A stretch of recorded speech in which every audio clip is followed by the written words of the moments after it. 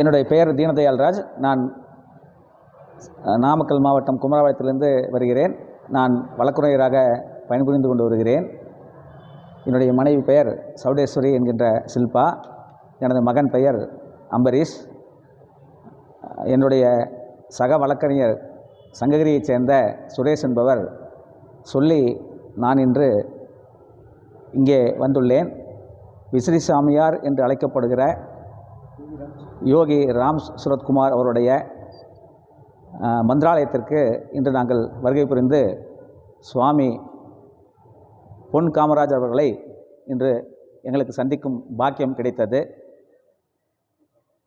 அவர் யோகாவை பற்றிய சில குறிப்புகளை எங்களுக்கு சொல்லிக் கொடுத்து நாங்கள் எதிர்பாராத வகையில் இன்று ஒரு அருமையான நிகழ்ச்சியை, அதாவது சுவாமிக்கு